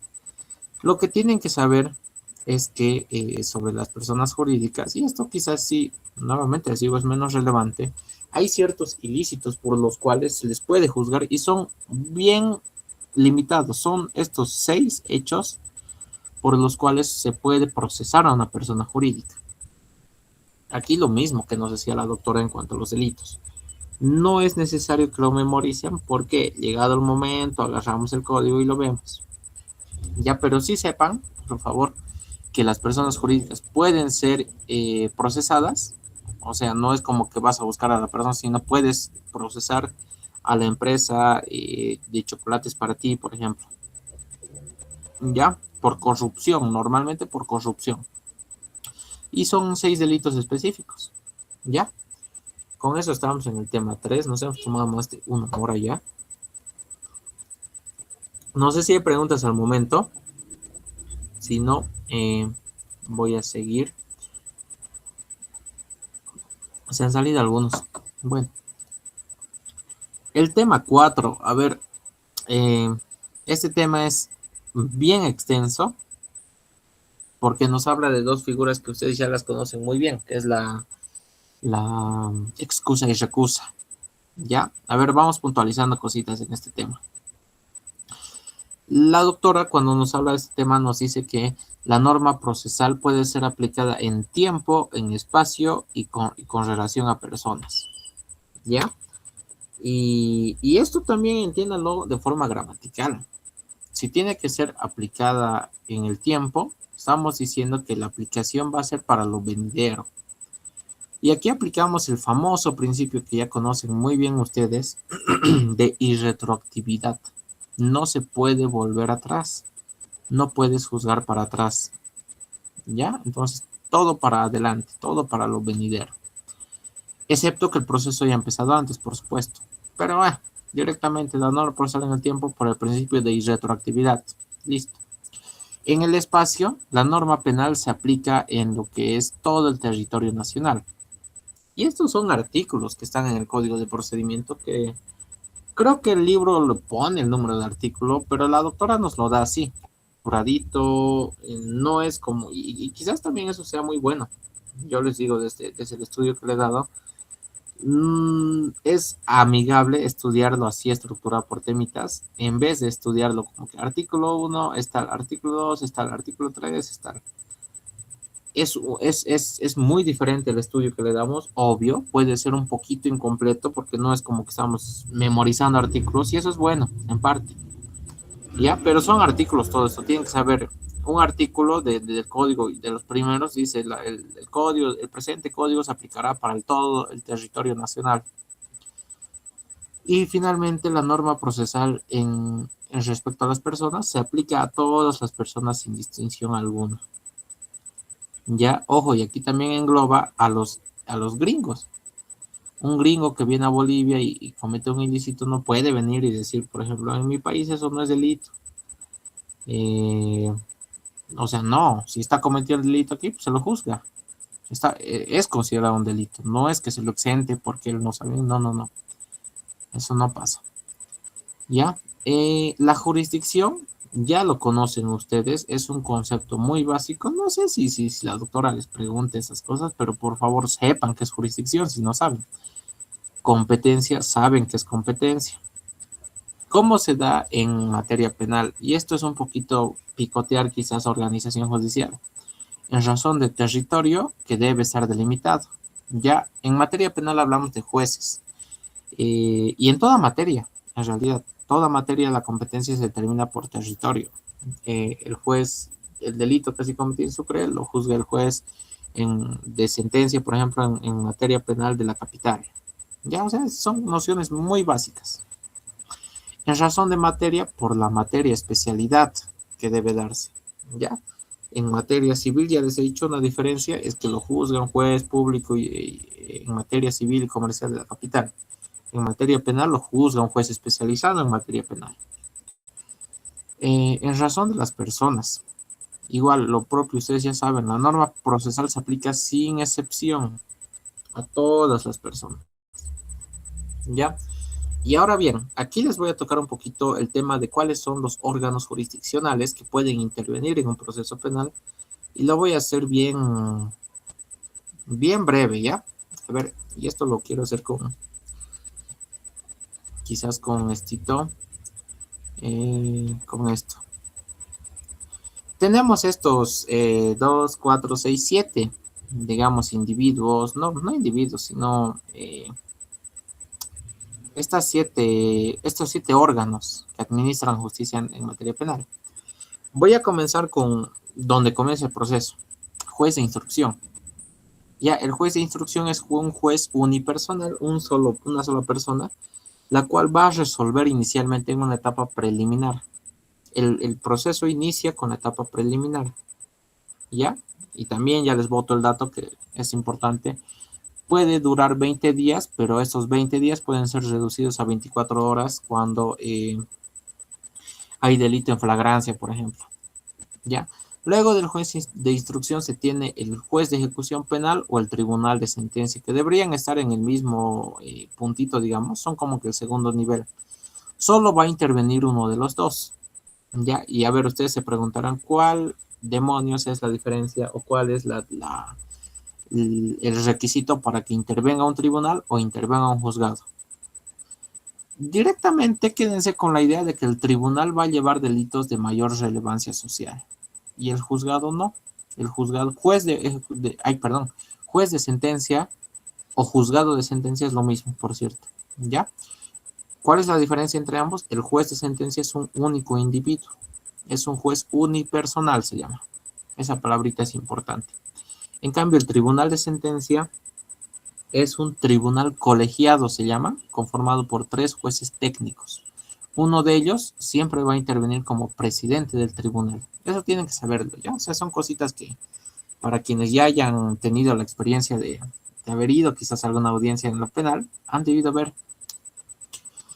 Posteriormente tenemos al Tribunal Departamental de Justicia en la sala penal, que va a juzgar en segunda instancia. Seguido tenemos al Tribunal Supremo de Justicia en su sala penal, que va a juzgar en el recurso de casación. Y ahora sobre el juez de ejecución penal. Cuando ya acaba todo el proceso hay una sentencia y esta cobra ejecutoria, una palabrita que ustedes ya conocen por procesal civil. Quien tiene que encargarse de esa etapa es un juez específico. Y a ver, se van a preguntar ustedes también, ¿por qué ponen un juez para que se ejecute la sentencia, así únicamente es agarrar y guardarlo en chonchocoro. No es tan así, les cuento. Si bien sí, o sea, acaba la sentencia, sacan en la misma audiencia, lo sacan al condenado, se llama condenado en ese momento, y lo llevan a Chonchocoro, se abre una nueva etapa en la cual pueden interponerse recursos, pueden interponerse incluso apelaciones, impugnaciones, etcétera. Y a ver, solo por darles un ejemplito, ¿qué pasa si el tipo lo han metido en la cárcel, pero, y esto han debido escuchar mucho, cuando se juzgan delitos graves, se dice sin derecho a indulto. Ya, asesinato, por ejemplo, 30 años sin derecho a indulto. Feminicidio, 30 años sin derecho a indulto. ¿Qué demonios es el indulto? Hasta el año pasado, o hasta el anteaño, creo yo, me hacía esa pregunta todavía. No sabía qué era indulto, pero lo escuchaba todos los días. El indulto puede ser una figura con la cual una persona que está en la cárcel pueda beneficiarse y reducir su pena. ¿Ya? Y eso es justamente lo que se toca en esta etapa. Por ejemplo, han pasado un par de años y el tipo dice, creo que cumplo con lo necesario, y eso es un tema muy posterior, solo lo estoy ejemplificando para que entiendan qué importancia tiene este señor de juez de ejecución penal. Es esa la actuación que tiene, se interpone ante él y él es quien toca eso. ¿Ya? Entonces, él es quien ve, él es quien resuelve y todo aquello. Ya, ahora bien, veamos lo que nos sigue. Y sobre el secretario también, sepan por favor un poquito sus funciones. Es lo mismo que en otras materias. El secretario dirige al personal auxiliar. Todavía muchos de ustedes, bueno, estimo que muy pocas gentes quizás están haciendo pasantías en el tribunal o en juzgados, pero de quien básicamente nos ordena, les manda a comprar las salteñas, les manda a comprar las Coca-Colas, etcétera, es el secretario directamente. Ya dependen de él. Eh, Él es quien dirige a los auxiliares, ¿ya? Y debajo de los auxiliares incluso están los pasantes. Elaboran informes de los procesos. A ver, para decirlo así de forma práctica, el secretario entra en la audiencia, tiene que ser el que le obedezca al juez, pero también el que dirige al auxiliar. O sea, está en un punto muy medio. Ya hace todas las tareas del juzgado o tribunal. Asiste al juez o tribunal, custodia los elementos de prueba, inclusive, como les decía, entra a la audiencia y transcribe todo. Ya son tareitas que ya en la práctica ustedes se dan cuenta son muy fáciles y básicas. Eh, Ahora bien, a ver, este lo voy a saltar porque quiero tomar más énfasis en este tema, en lo que es el excusa y recusa. Ya el artículo, bueno, no vas a entrar en artículos, pero lo que deben saber es que básicamente es lo mismo que en materia civil. Las causales son extraídas, digamos, de la ley del órgano judicial, ya, de alguna manera. Entonces tienen que entender que van a ser las mismas, haber intervenido u opinado en el proceso, haber manifestado opinión, haber sido cónyuge, cónyuge, conviviente, pariente, tutor, curador. Esto ya lo conocen muy bien. Y por favor, síganlo viendo. O sea, por el hecho de que ya lo conocemos, significa que la doctora diga, esto es pregunta para civil y para mí no. O sea, puede ser pregunta igual. No lo eximan de su banquito, digamos. Eh, en materia penal tienen que saber ustedes, y también en civil, ojo, que una excusa o recusa se va a plantear como incidente. Ya es un incidente. Y a ver, ojo, esto ya lo saben también muy bien, pero es importante que lo sigan tomando en cuenta. Un incidente y una excepción son diferentes en esencia. La excepción son medios de defensa. Ya, así de fácil, medios de defensa. Y en cambio un incidente son cuestiones accesorias al proceso. Alguien está tocando la puerta. Aquí. Ya. Entonces, y a ver cómo se entiende esto. La excepción normalmente tiene por finalidad que se concluya, que se paralice el proceso. En cambio, un incidente tiene la intención de subsanar cositas. Ya, y a ver, pongamos esto en el caso. Si vas a excusar a un juez, saben muy bien lo que es excusar, no voy a obviar que sí. Estás pidiendo que se lo cambie, que le quiten la competencia y la competencia pase a otro. Con eso no estamos diciendo que acabe el proceso, no, no lo vamos a conseguir, vamos a conseguir que se subsane un error en el proceso. ¿Ya? O sea, inclusive cuando ustedes no sepan por qué es un incidente, por qué es una excepción, háganse esa pregunta. ¿Qué finalidad tiene lo que estoy haciendo? ¿Tiene la finalidad de paralizar o de concluir? Es excepción. ¿Tiene la finalidad de subsanar unas cuantas cosas, pero va a seguir? Es incidente. ¿Ya? Y eso para toda materia, ojo, no solo para esta materia. Sobre el trámite y resolución es lo mismo, casi lo mismo, incluso quizás un poco más sencillo, me atrevo a decir, que en materia civil. Ya, a ver, primero el juez toma conocimiento, tiene 24 horas para excusarse voluntariamente, se pone su excusa, él tiene que emitir una resolución fundamentada, ojo, a conocimiento de la oficina gestora. La oficina gestora es como que una plataforma para los juzgados de materia penal, por cierto. Ya, y ahí es donde justamente, si ustedes conocen la plataforma del TDJ, ahí nos sortean, ahí presentamos nuevas causas, se llaman, y nos sortean un juez. La oficina gestora es similar, pero para materia penal, ojo, entra ahí una nueva causa y sortean a un juez. Si se está excusando el juez, entra a esa oficina nuevamente y derivan a otro juez. ¿Ya? Eh, Se remiten antecedentes pertinentes a la sala superior, que sería del TDJ, y en 48 horas resuelven. Aceptan o rechazan. ¿Ya? ¿Cómo se hace esto? O sea, va a subir y ellos van a verificar. Si tiene las suficientes pruebas, van a decir, pues sí, se acepta tu excusa, porque sí parece que son amigos, por ejemplo, parece que son enemigos. Característica y muy importante en cuanto a la excusa y recusa, siempre tiene que ir con prueba. Ya, si presentas una excusa sin prueba, ya rechazo in limine. Y la resolución va a ser notificada y en 24 horas va a ser emitida y directamente asume competencia otro juez, directamente. Ahora que hay una figura un poquito diferente que no necesariamente es más complicada. Les he dicho que es un tribunal de sentencia, son 3 jueces, de los cuales uno es presidente. ¿Qué pasa si un tribunal quiere excusarse? ¿Cómo se excusa un tribunal? No es como que van a agarrar y en realidad nunca va a pasar, creo, que justo el sujeto que llegue va a ser enemigo de los 3 jueces, digamos. O sea, con mucha mala suerte va a ser de 2. Pero lo normal es que sea de uno, sea su enemigo, digamos, de uno, sea su pariente, sea su incluso cónyuge, no sé, su primo, su tío, etcétera, etcétera. Esa persona, ese juez que quiere excusarse, lo va a hacer individualmente, pero va a presentar ante el mismo tribunal, ¿ya? Y el mismo tribunal, o sea, los otros 2 jueces, van a aceptar o rechazar. En caso de ser aceptado, van a remitir antecedentes a la sala superior, lo mismo que se hace en la excusa de un juzgado. Se sube al TDJ, el TDJ en 48 horas debe pronunciarse y al pronunciarse acepta o rechaza. Listo, si acepta, lo pasa a la oficina gestora y sortean a un nuevo juez y ya. Sobre la recusación es igual, esto sí que es lo mismo que ya conocen en civil, no hay variaciones. Ya recusa se aplica cuando el juez no se ha excusado y la parte, generalmente lo plantea la parte perdidosa, la parte perjudicada, plantea esto. O sea, él le dice, como decía el doctor Navita, es un sinvergüenza.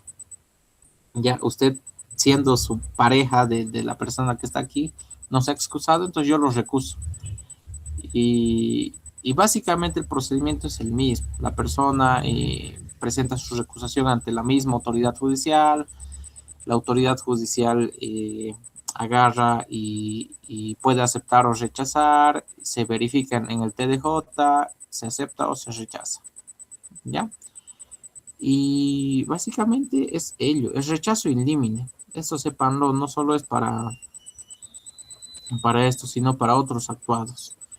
Se rechaza en forma in limine, es decir, inmediatamente sin considerar siquiera cuando no es causal sobreviniente, cuando sea manifiestamente improcedente, cuando se presenta sin prueba, ojo, y esto es creo lo más importante aquí. Si yo tuviera que que trampearles en una pregunta, les trampearía en plan de qué es lo que sucede si se presenta una recusación contra un juez de instrucción sin colocar la prueba. ¿Qué es lo que pasa? Rechazo in limine. ¿Ya? O sea, y miren, aquí también les digo, ese tipo de interpretaciones puede que la doctora les exija. Cosas muy sencillas que no están a la letra, como dice el apunte, pero tienen que intuirlas. O sea, son interpretaciones muy, muy, muy básicas. ¿Ya? Y listo, chicos, eso es lo más importante, creo, de este temita. Voy a seguir saltándome porque no los quiero tener hasta muy tarde. Les estoy metiendo mucha información, sí lo sé. Pero es que, y eso también le comentaba, creo, a alguien de su directiva. Con un curso yo he explicado esto así detenidamente, ejemplificando y todo en 4 horas, creo, o algo más incluso. Es que sí, es harta información, es sencillo, se están dando cuenta, espero se estén dando cuenta que es sencillo, más de lo que parecía, pero es harta información y muchas veces meterle información a la cabeza no es bueno. Hay que tomarse sus tiempitos. Ya, pero a ver, vamos viendo, solo estoy puntualizando algunas cosas. Yo sé que ustedes ya la están entendiendo y entendiéndolos bien, lo van a poder estudiar bien. Actos, notificaciones y rebeldía. ¿Cuáles son las resoluciones que hay en un proceso penal?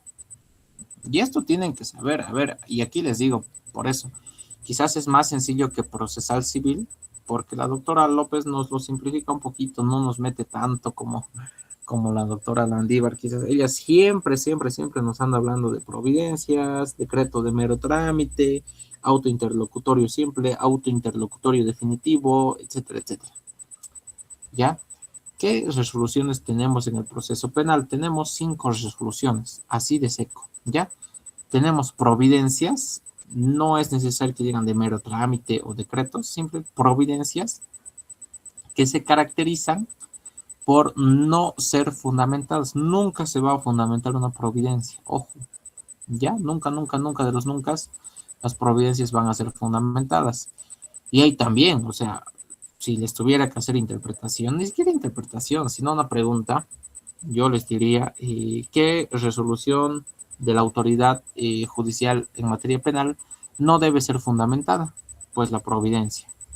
Ojo, sí resuelve asuntos de mero trámite y no solo los jueces emiten providencias, por cierto, también los fiscales, ya porque ordenan cositas como eso. Autos interlocutorios, aquí no vamos a hablar como tal de auto interlocutorio simple y definitivo. Si bien sí existen en materia penal, eso sí les digo, no es necesario que los separen. Ya, si la doctora les pregunta, directamente díganle auto interlocutorio. Sirve para resolver excepciones e incidentes. Así de puntual. Esa es la idea que deben tener. Eh, el auto de vista, perdón, inclusive antes de esto yo quisiera hablar de la sentencia, que es la resolución que se emite cuando acaba la primera instancia. La sentencia en materia penal, y esto por favor sépanlo muy bien, es de 2 formas, ¿ya? Condenatoria, cuando se demuestra que la persona acusada sí es culpable, condenatoria. Ya no van a hablar de sentencia de culpabilidad, de sentencia de... No, no, no. La palabra puntual y este tecnicismo sí es muy, muy importante, es condenatoria. En cambio, la sentencia absolutoria se va a dar cuando se lo absuelve. Ya no se llama sentencia de inocencia, por favor. Absolutoria es un tecnicismo igual muy preciso que no pueden cambiar esta palabra por nada. Absolutoria cuando se absuelve de culpa, cuando se demuestra que la persona acusada no ha sido, digamos, culpable. Cuando sí se lo declara inocente, se llama absolutoria. Y condenatoria cuando se le impone una sanción y van y lo guardan en San Roque. Luego de la sentencia tenemos el auto de vista, ya lo conocen ustedes, emitido en segunda instancia por el TDJ, y el auto supremo finalmente emitido en última instancia, casación, a la conclusión. ¿Ya? Esas son las 5 resoluciones que hay en el proceso penal. Facilito. Sobre la fundamentación, ya les decía, la única resolución que no tiene que ser fundamentada es la providencia. todas las otras sí o sí deben ser fundamentadas. Incluso, ¿saben? Yo creo que esto tiene probabilidad de que sea metido en verdadero o falso, así al estilo la providencia como una forma de resolución en el proceso penal debe estar fundamentada, verdadero o falso. Falso, ya les he dicho, no es fundamentada.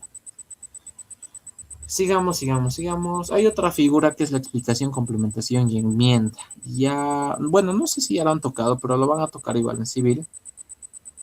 Eh, Se da básicamente para estas tres cosas, para que te expliquen o para que se complemente o para que se enmiende un error. El ejemplito que siempre nos daban cuando nos hablaban de esto es que, por ejemplo, en una audiencia se está decretando algo, claro, se está decretando una posterior audiencia, se está fijando audiencia posterior para fecha tantos, tantos. Pongamos el ejemplo que el día viernes se haya dispuesto audiencia para el lunes, lunes 22. ¿Qué es lo que pasa? Se pide que se enmiende eso. ¿Por qué? Mañana es feriado. Entonces el juez no está tomando en cuenta eso, entonces se pide que se enmiende. Es lo mismo que ya lo han tocado esto en el recurso de reposición. Ya es muy similar. Es para explicar, complementar o enmendar.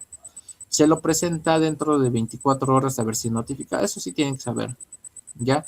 Y aquí también aprovecho en tocar esto. En administrativo, la doctora, bueno, al menos a mi curso, cuando yo he llevado con ella, nos decía, no les voy a preguntar plazos porque en el derecho administrativo cambian cada día los plazos. Y lo ha debido decir con ustedes. La diferencia en materia penal va a ser que aquí sí pregunta, sí puede preguntar plazos, porque no es normal, incluso no va a ser normal que en el proceso penal los plazos estén variando. ¿Ya? Entonces, igual algunos plazos sí tienen que saberlos, por favor. Mandamientos. Mandamientos igual me atrevo a predecir que en uno de los tantos modelos de exámenes que va a haber en su curso, sí o sí va a entrar. ¿Ya? ¿Y cómo entra esto de mandamientos? Entra al estilo de refiérase al mandamiento de comparendo, refiérase al mandamiento de aprehensión, refiérase al mandamiento de detención. O sea, creo que hay 8 o 9, 9 en total, sí, 9 tipos de mandamientos, los cuales ustedes tienen que tener la idea de qué trata cada uno. Y a ver, aquí les voy a decir, igual nos guiamos bastante con la gramática. Mandamiento de comparendo, primer clase de mandamiento. ¿Qué es comparendo? Esta palabra sí, no les culpo, puede ser un poco nueva, puede ser un poco rara. Comparecer, ese es el verbo del cual viene. Comparecer es asistir, presentarse. Ya, entonces, si están haciendo, y entiendan la palabra, o sea, ustedes entienden la palabra y se van a dar cuenta. Si te están mandando a comparecer, te están mandando a asistir. Ya, entonces es para convocar a las partes. ¿Quién lo emite? Y eso también tienen que saber, lo emite el juez para, por ejemplo, un mandamiento de comparendo para un testigo en una audiencia, pero también lo puede emitir el fiscal. Por ejemplo, el fiscal lo va a emitir cuando necesita que la persona imputada vaya y declare. Entonces emite un mandamiento de comparendo y en realidad casi siempre lo hace. Ya al inicio del proceso penal casi siempre se le llama ni siquiera es imputado, hasta ese entonces procesado nomás, a que vaya y hable.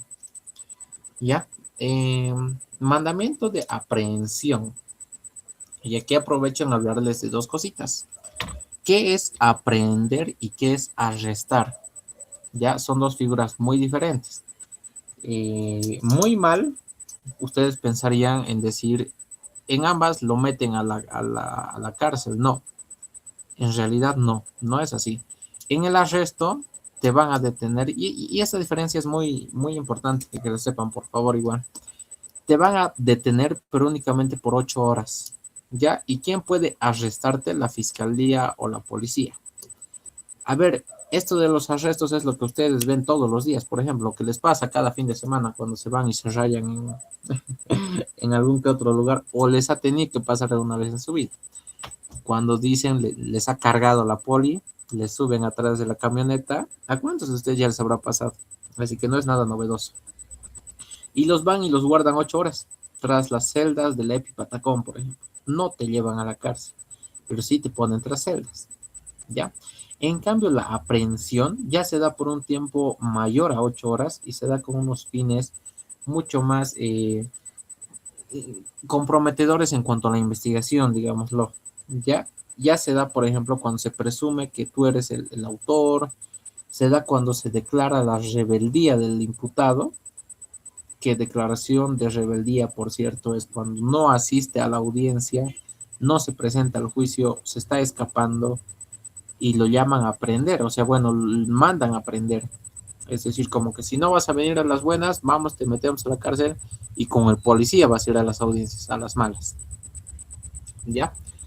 Entonces, el mandamiento de aprehensión es justamente para ellos. Lo emite el fiscal cuando tenga suficientes elementos para presumir la participación del hecho, ¿ya? Y el juez cuando lo declara rebelde. Ambos pueden emitir este mandamiento, ¿ya? Se emiten dos casitos, entonces, fiscal y en el caso del juez. Aquí aprovecho en decirles algo. ¿Quién puede aprender? Han debido escuchar más de una vez esa pregunta. Y hay una respuesta bien interesante. Cualquier ciudadano puede aprender cuando se esté en un delito de flagrancia. Pero ojo, ahí ustedes van a tener mucho cuidado. Si estamos hablando de mandamientos y una persona ciudadana cualquiera aprende sin un mandamiento, no entra en este caso. O sea, no hay un mandamiento. Un ciudadano cualquiera no puede emitir un mandamiento de aprehensión. ¿Puede ejecutar una aprehensión? Sí. ¿Puede detenerlo momentáneamente? Sí, se puede, pero no lo hace con mandamiento. Ya toman en cuenta eso. Únicamente hay mandamiento en dos casitos. El fiscal cuando hay hechos que presumen la participación y el juez cuando hay rebeldía. Listo. Mandamiento de detención preventiva.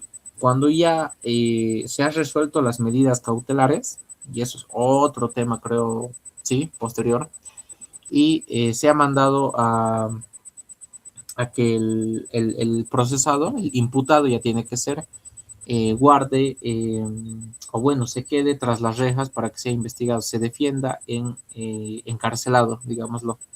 Lo que ha pasado con el docente este de medicina que ha sido acusado por acoso a las estudiantes, bla, bla, bla, le han dado detención preventiva de 4 años. O sea, lo han metido en San Roque. Y desde ahí se va a investigar su proceso. No es una condena, por cierto, es una detención preventiva, es solo una medida cautelar. Mandamiento de condena cuando ya ha acabado el proceso y se emite una sentencia que ya les he dicho condenatoria. Mandamiento de arresto cuando hay fines investigativos y ya les he dicho, arresto 8 horas únicamente. Mandamiento de libertad cuando, y esto es algo que igual hay que tocarlo más adelante en detalle, pero ya les adelanto. Cuando hay detención preventiva, por ejemplo, la detención preventiva se da para que se hagan las investigaciones necesarias. ¿Qué es lo que pasa? Y voy a tocar un caso hipotético con este docente de medicina. Digamos, el fiscal ha dicho, señor juez, queremos que lo guarden hasta que verifiquemos, por ejemplo, que las alumnas puedan testificar, que puedan hablar todas, porque si él sigue afuera, sigue libre, va a ocasionar obstaculización y no va a dejar que las alumnas hablen, digamos. Y para eso han pedido 4 meses. Pero ¿qué pasa si por algún motivo en 2 meses ya todas las alumnas han declarado, han hablado? El imputado, el que está detenido preventivamente, puede solicitar su cesación, la cesación a la detención preventiva. ¿Por qué? Porque él justifica que se lo ha guardado en la cárcel. Ojo, y con guardado me estoy refiriendo a que se lo ha metido a la cárcel para que investiguen, pero ya han acabado de investigar, entonces ya no tiene sentido que esté. En esos casos se da lo que es la cesación de la detención preventiva. Sí puede pasar, aprovechen de decirse, sí puede cesarse la detención preventiva y se da mediante un mandamiento. No es cuestión que él diga y lo voten, no, tiene que haber mandamiento. Asimismo, mandamiento de allanamiento, registro o requisa, lo vamos a ver en la prueba, esto es importantísimo, de incautación y de secuestro, lo vamos a ver más adelante, ¿ya? ¿Cómo se computan los plazos en materia penal? Y esto es, por favor, recontra necesario que sepan. No se paralizan nunca los plazos, ya en materia penal. Hay casos muy excepcionales. Aquí la doctora nos ejemplificaba casos de conmoción como la época de las pititas, por ejemplo. Un dato que tienen que saber es muy elemental. ¿Cuál es el plazo máximo del proceso penal? 3 años. La ley, el código penal, y etcétera, disponen que todo proceso penal debería acabar en 3 años. Y si no acaba, se da una figura que es la extinción del proceso penal por el plazo, por el cumplimiento del plazo máximo del tiempo, del proceso, perdón. O sea, si han pasado 3 años, el proceso debería concluir. En la práctica y en la vida real les digo, miren, yo no he visto absolutamente ni un solo proceso penal, así sea muy sencillo, que haya acabado en menos de 3 años. En la práctica no se cumple, pero según la ley sí debería cumplirse, ¿no? Luego en las etapas, ya les decía, la etapa preliminar dura 20 días y puede existir complementaciones en esos 20 días. Complementación es pedir más tiempito. Ya, en la etapa preparatoria, eh, perdón, y les voy a decir estos datos de la complementación que me parece que están por ahí, pero igual quiero que lo tengan en mente. Puede ser hasta 80 días cuando se trate de organizar. Creo que esas, perdón, hay 3 formas de complementar, ya, y si está por aquí, lo vamos a ver ahorita, pero se da una complementación cuando se trata de casos comunes y corrientes, casos normales, otra complementación cuando se trata de casos que van a ser por organizaciones criminales y otro tipo de complementación cuando son casos donde se requiera cooperación internacional. Ya, justamente aquí está, ya estoy.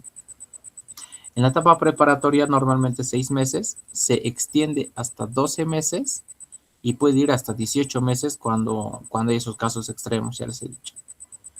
Ya, la renuncia a los plazos es cuando, por ejemplo, uno no va a apelar, hay una sentencia y él dice, estamos conformes con la sentencia y no tenemos más que ir a pelear, digamos. Eso es una renuncia a un plazo y abrevia, sirve para darle celeridad y en parte resignación. Y para resolver, los jueces también tienen plazos, jueces y tribunales. Providencias deben resolverse en 24 horas. Medidas cautelares y sentencias deben resolverse inmediatamente, acaban las audiencias. ¿Ya? Se dan en audiencia, acaba la audiencia y se debe leer cuál es el veredicto, digamos, la resolución que hay. Sobre la extinción ya les he dicho, si se cumple el plazo máximo del proceso, 3 años, la acción penal debería extinguirse. Según la teoría, pero eso es lo que no pasa. Las notificaciones igual lo han tenido que ver en materia civil, es mucho más sencillo quizás aquí. ¿Por qué? Hay lo que es la notificación personal, que la tiene que hacer la oficina gestora, ¿ya? Un, que son tres actuados en el proceso que deben notificarse personalmente. Y este es un dato muy importante, por favor, tómenlo en cuenta. Se va a notificar lo que es la denuncia, la querella o cualquier otra forma de inicio de la acción penal, sea oficio eh, o informe de acción policial. Se va a notificar personalmente la imputación y se va a notificar personalmente la sentencia. Para que hagan la relación, ustedes saben, en materia civil se da lo que es la citación. Se cita únicamente con lo que es la demanda, que es el primer actuado para que la otra parte entre en conocimiento, ¿no ve? O si fuera un monitorio, un ejecutivo, se cita con lo que es la demanda y la sentencia inicial. Pero en este caso no se llama citación, sino notificación personal. Al menos así lo tocamos con la doctora López, ¿ya? Y se dan estos 3 casitos. Denuncia, igual en el inicio, en la imputación y en la sentencia. Los demás actuados se interpreta, o bueno, se deduce que ya la persona lo hace o sea, él tiene que ir a averiguar en el juzgado, ¿ya? Edictos, también hay edictos aquí. Sí, hay edictos cuando, bueno, ¿saben lo que son los edictos? Cuando no se sabe el domicilio de la persona y se publica en un medio de circulación nacional y de alcance a toda la sociedad con los actuados, ¿ya? La rebeldía es otra figura, esto ya está fuera de lo que son las notificaciones, pero ya les he dicho, y estos se dan 4 casos, sepan por favor los 4 casos en los cuales se da la rebeldía. ¿Qué es un rebelde? Un rebelde es aquel que no está obedeciendo, eso ya por conocimiento de la palabra lo saben, y en el proceso penal igual puede haber gente que no obedezca. A un rebelde lo declaran como tal, o sea, rebelde, cuando no comparezca a su citación, un imputado, ojo, cuando se haya fugado, cuando no cumple un mandamiento de aprehensión, o sea, igual cuando se ha escapado, o cuando se ausenta sin licencia del juez o tribunal. 4 casitos puntuales para declarar en rebeldía a un imputado. ¿Cómo se da la declaratoria? Pues agarra al juez, verifica que sucedan uno de esos 4 sucesos y emite, ya les he dicho, un mandamiento. No se puede declarar rebelde sin que se emita mandamiento. Esta es la materialización de la declaratoria en sí. Hay un mandamiento de aprehensión. ¿Ya? Siempre, siempre, siempre. ¿Y cuáles son los efectos de que te declaran rebelde? O sea, ¿qué va a pasar? O sea, te declaran rebelde y lo que pasa es esto. En la etapa preliminar y preparatoria, esto se divide por etapas. Si se va a declarar rebelde, continúa la investigación hasta acabar, hasta que haya acusación. Pero si es en la etapa de juicio, y esto se los pongo así, así más sencillo. Si estás en etapa de investigación, acaban con la investigación. Continúas hasta que comiences el juicio. Y en el juicio, en la primera audiencia, paralizas hasta que venga el sujeto, el imputado. Pero si estás en etapa de juicio, de acusación se llama, y paralizas inmediatamente. Si no está el sujeto, pues paralizan. Ya eso es por disposición de un derecho, que es el derecho de inmediación, que ahorita vamos a tocar, justo el tema 6 habla sobre esto de los derechos. Todo gira en torno al debido proceso. Ya voy a correr un poquito más, discúlpenme si no detallo mucho las cosas, pero no quiero tenerlos hasta muy tarde también. El debido proceso tiene un carácter tridimensional, tiene una tridimensionalidad, un carácter de triple dimensión. ¿Por qué se dice esto? Porque es principio, es derecho y es derecho y es garantía. Ya al mismo tiempo es los tres. Esto lo dispone una sentencia que ya la han debido ver en otras materias igual, que es la 086/2010-R. ¿Ya? ¿Qué implica el debido proceso? El debido proceso engloba una serie de derechos, principios y garantías. Ya, a ver, ¿y cuáles son esos? Son todos estos que están en el libro, de los cuales la doctora les ha hablado y yo les voy a ir hablando. Esto sí vamos a resumir bastante. Voy a suprimir bastantes que quiero que los lean porque son fáciles de entender, pero me voy a enfocar en los más importantes quizás. La defensa es básicamente todo. Ya, todo está en torno a la defensa. Recuerden lo que les hablaba en el sistema inquisitivo. Ni siquiera estaba establecido el debido proceso. No había un proceso, no habían reglas. Las reglas las ponía el juez y el juez hacía lo que quería. ¿Cómo se maneja hoy? Con todo este brollo, digamos, de reglas que nos ponen, ¿no? El derecho a la defensa, que es hacer conocerle al imputado de qué se lo está juzgando. Antes, lo que hacía el juez era como que agarrar, lo guardaba, lo incomunicaba, no le decían nada, él investigaba por su parte y listo. Al final decía, sí, es que habías violado, digamos, y lo mete adentro. Pero hoy en día no puede ser eso así. Se le tiene que comunicar desde el primer momento, se le tiene que dar su posibilidad de hablar, le da su oportunidad de buscarse abogado, etcétera. Eso implica el derecho a la defensa.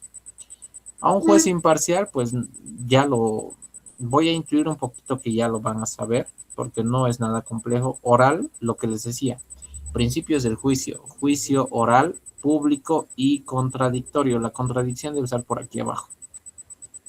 Ya la legalidad de la prueba, el principio acusatorio, todo gira en base a la acusación en el juicio. ¿Cuál es la base esencial del juicio? Eso tienen que saber, es un dato bien elemental de la materia, la acusación. ¿Y por qué se dice que es la base esencial? Porque, a ver, la acusación es lo que va a abrir esta etapa de juicio, ¿ya? ¿Y qué se hace en un juicio? Se demuestra lo que está en la acusación o se refuta lo que está en la acusación, depende de qué lado estés. Por eso se dice que todo gira en torno a la acusación. La acusación es como que esa piedra angular de la cual se abre todo un juicio. En base a eso se gira todo. Ya la contradicción ya les he hablado igual. La inmediación es que ambas partes estén, bueno, no ambas, sino todas las partes estén presentes con sus 5 sentidos. Y aquí les pongo un ejemplito que es, bueno, la doctora nos lo daba en clases algún momento.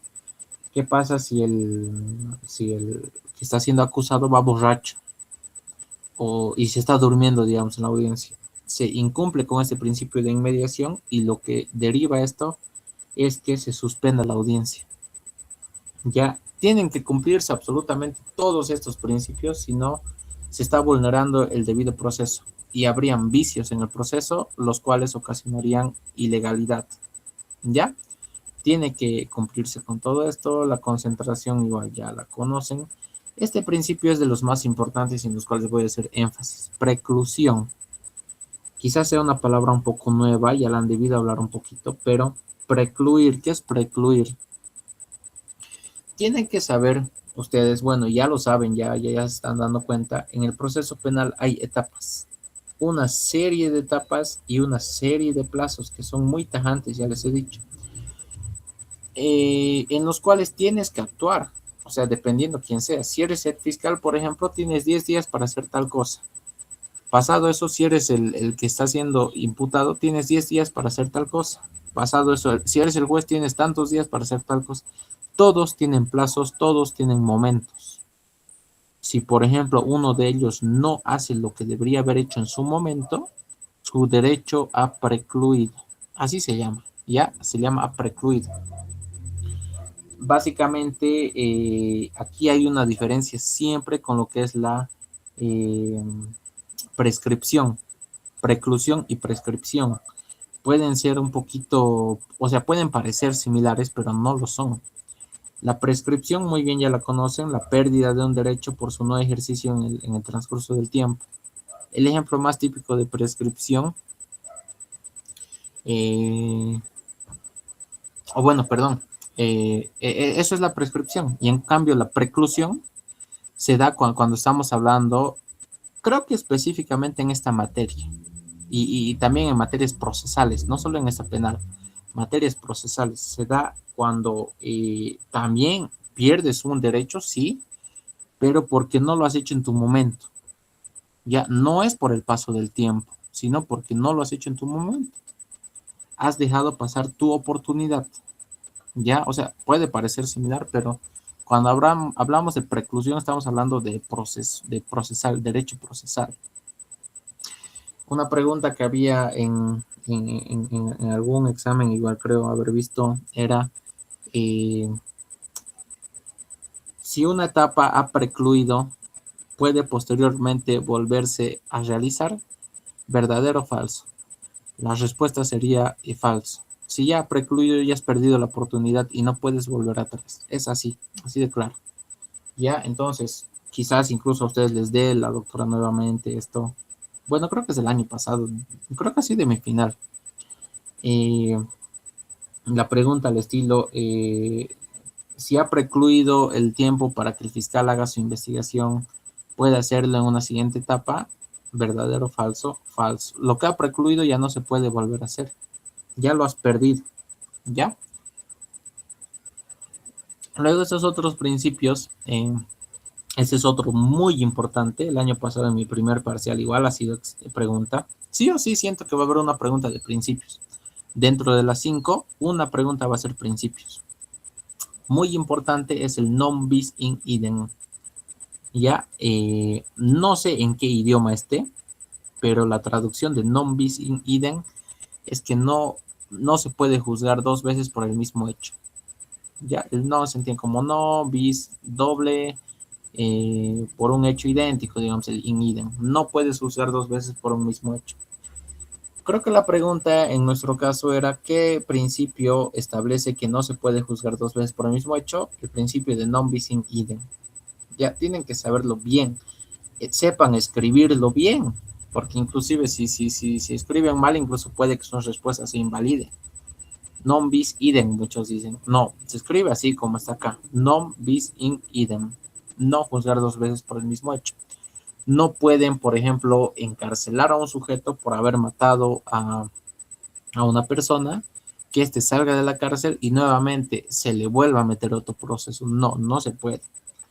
Creo que algún momento veía un caso en el cual inicialmente, digamos, la pareja de quien ha muerto ha interpuesto el proceso penal, ha ganado y lo ha hecho meter a la cárcel.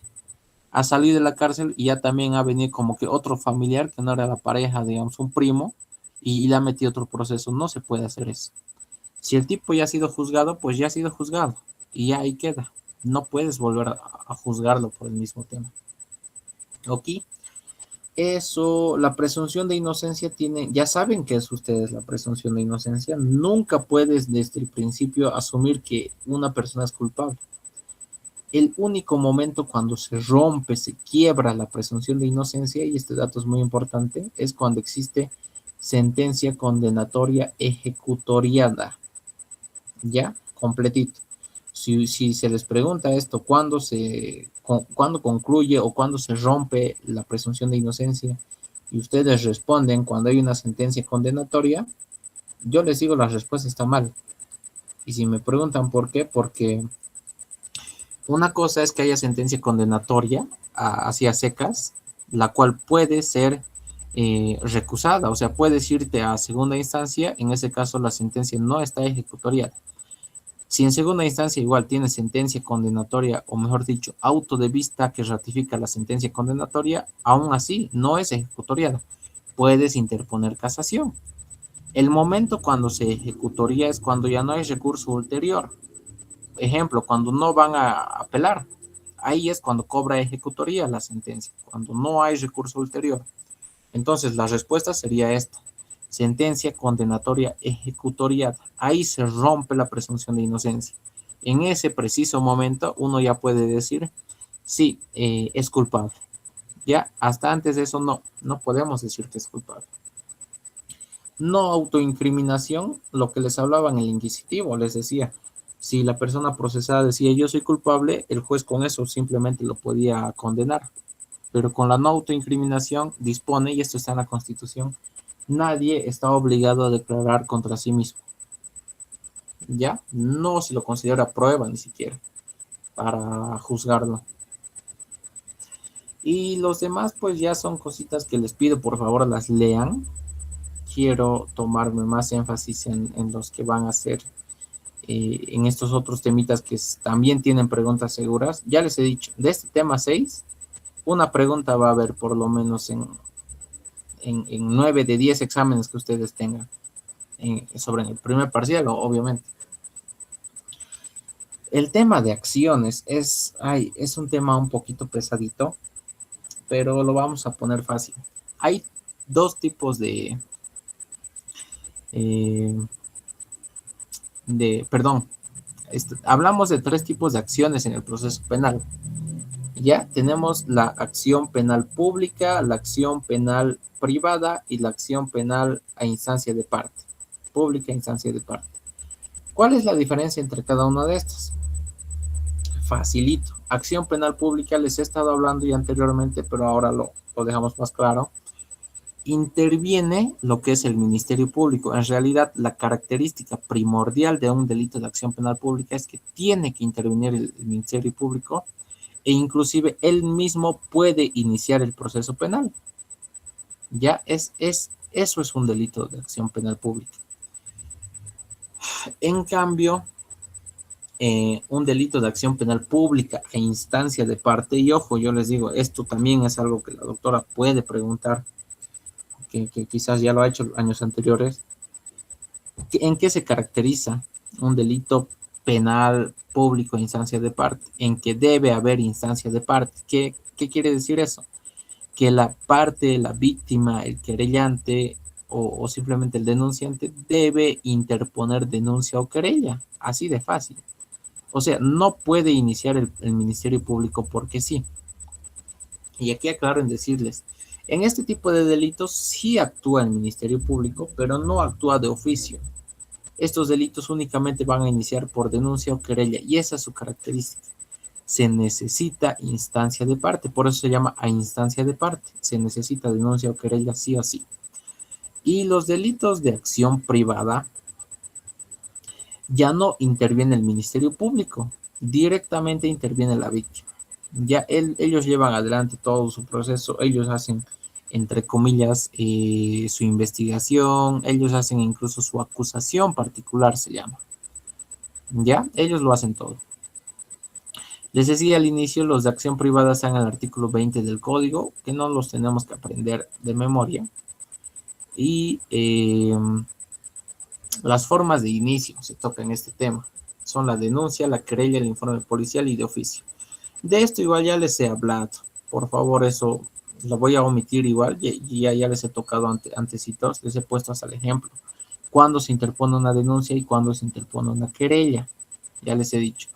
La querella la interpone el sujeto o individuo que se puede identificar como víctima. ¿Quiénes son víctimas? Persona directamente ofendida, indirectamente ofendida, representante, colectivo múltiple o el Estado, según el artículo 17, creo, del procedimiento penal.